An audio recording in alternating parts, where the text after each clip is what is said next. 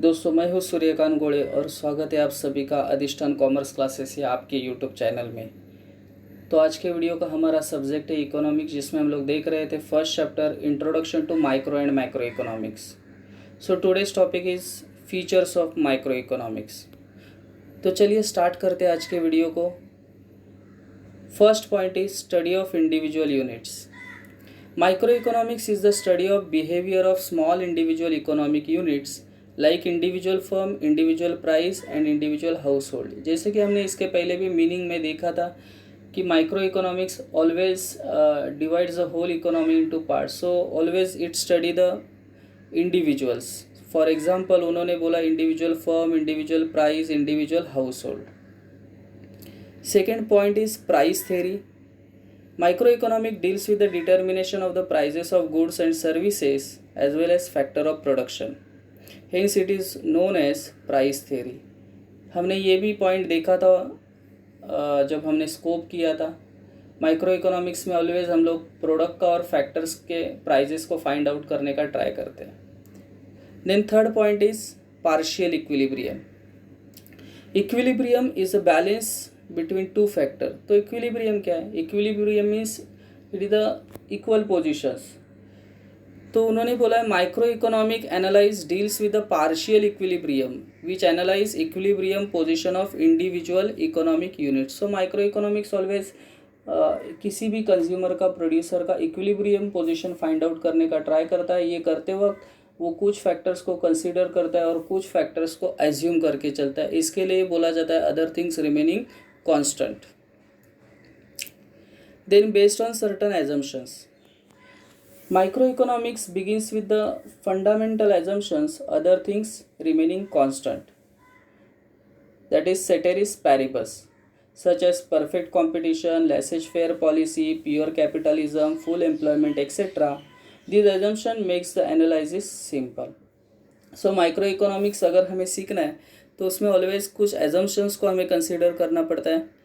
जैसे उन्होंने बोला कि अदर थिंग्स रिमेनिंग कांस्टेंट, मतलब अगर हमें कुछ फॉर एग्जांपल हमें लॉ ऑफ डिमांड सीखना है तो हमें कंसीडर करना है कि जो भी चेंज होगा वो प्राइस में होगा। बाकी के सभी फैक्टर जैसे इनकम, पॉपुलेशन, टेस्ट, फैशन, ये सभी फैक्टर्स क्या रहेंगे? कांस्टेंट रहेंगे। मतलब माइक्रो इकोनॉमिक्स थ्योरी को अगर हमें समझना है तो हमें कुछ फैक्टर्स को मान के चलना पड़ता है, तभी ये थ्योरी हमें प्रॉपरली समझ में आ सकता है। Then slicing method. Micro economic uses slicing method. It splits और divides the whole economy into small individual units and then study each unit separately in detail. देखो हम लोग जैसे फ्रूट्स के स्लाइस करते हैं, वैसे ही माइक्रो इकोनॉमिक्स पूरे इकोनॉमी को अलग अलग पार्ट्स में डिवाइड करता है और उस हर एक पार्ट को डिटेल में स्टडी करता है। तो उन्होंने कुछ एग्जाम्पल दिया है। For example study of individual income out of national income, study of individual demand out of aggregate demand. मतलब माइक्रो इकोनॉमिक्स जब स्टडी करता है तो पूरे देश के इनकम का स्टडी नहीं करता, वो सिर्फ इंडिविजुअल के इनकम का स्टडी करता है। माइक्रो इकोनॉमिक्स जब डिमांड का स्टडी करता है तो वो इंडिविजुअल के डिमांड का स्टडी करता है, वो पूरे देश के एग्रीगेट डिमांड का स्टडी नहीं करता। Uses of marginalism principle. The concept of marginalism is the key tool of micro economic analysis. The term marginal means, देखो एक इम्पॉर्टेंट टूल है इकोनॉमिक्स का। इन्होंने थर्ड लाइन में बोला है the term marginal means changes brought in total by an additional unit. मतलब marginal का मतलब होता है एडिशनल, मतलब एक एडिशनल यूनिट ऐड करने के बाद कितना एडिशनल खर्चा होगा, कितना एडिशनल इन्वेस्टमेंट हमें करना पड़ेगा, कितना एडिशनल वेजेस हमें देना पड़ेगा, इसका डिसीजंस माइक्रो इकोनॉमिक्स में लिया जाता है। Marginal analysis helps to study variable through the changes. Producer and consumers take economic decision using this principle. So this concept marginalism is used by the producer as well as consumer. For example मैं आपको देना चाहूँगा, हम लोग mall में जाते हैं, अगर कोई चीज़ फॉर एग्जांपल अगर पैराशूट का बॉटल्स हमें 2 बॉटल 100 रुपये में मिल रहा है तो एक बॉटल का प्राइस होता है 50 रुपीज़। बट अगर वही मतलब हम लोग अगर वही प्रोड्यूसर हमें बोलता है कि आप 3 बॉटल ले लीजिए 125 में, तो हम लोग क्या करेंगे, हम लोग सोचेंगे अरे 2 बॉटल को मुझे 100 रुपया पड़ रहा है, बट अगर हम लोग एक एक्स्ट्रा बॉटल लेंगे तो हमें 25 रुपया कम गिर रहा है, मतलब हम लोग को 125 में 3 बॉटल्स मिल रहा है। तो हम लोग क्या डिसीजन लेंगे, instead of taking 2 bottles we will take 3 bottles. So marginalism क्या है कि एक एडिशनल यूनिट प्रोड्यूस करने के बाद, हमें कितना एडिशनल खर्चा होगा, उसके लिए हमें कितना इन्वेस्टमेंट करना पड़ेगा, कितना वेजेस देना पड़ेगा, इसके बारे में सोचा जाता है। तो ये कंसेप्ट का दोनों यूज़ करते हैं, प्रोड्यूसर भी करते हैं और कंज्यूमर भी करते हैं। कंज्यूमर का ही मैंने अभी एग्जांपल दिया है कि किस तरीके से हम लोग कोई भी चीज़ खरीदते हैं और मॉल में जाते हैं तो हमें किस तरीके से बताया जाता है कि दो पे एक फ्री लेना है, तो हम लोग एडिशनल का सोचते हैं, क्योंकि एडिशनल का सोचने के बाद हमें 2 लेगा तो 100 रुपया खर्चा है, बट एक एडिशनल लेगा तो हमें 25 रुपये में एक एडिशनल चीज़ मिल रही है। सो मार्जिनल जो कंसेप्ट है उसका यूज़ प्रोड्यूसर्स भी करते हैं और कंज्यूमर्स भी करते हैं। Then analysis of market structure.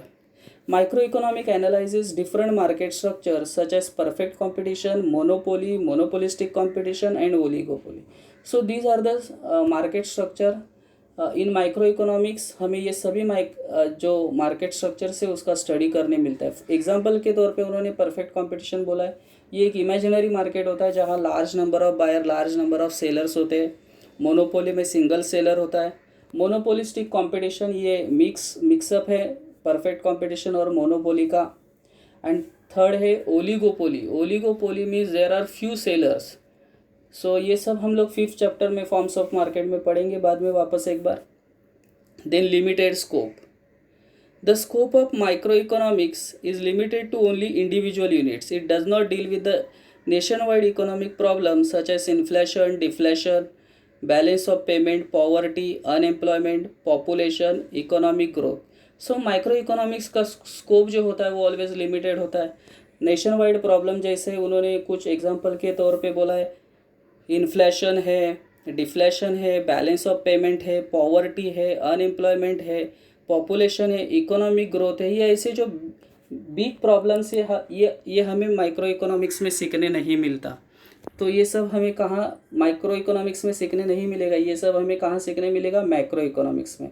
तो माइक्रो इकोनॉमिक्स का जो स्कोप होता है वो लिमिटेड होता है। सो आई होप आपको ये वीडियो समझा होगा। अगर समझा है तो लाइक करना, दोस्तों के साथ शेयर करना। So that's it. Thank you very much दोस्तों।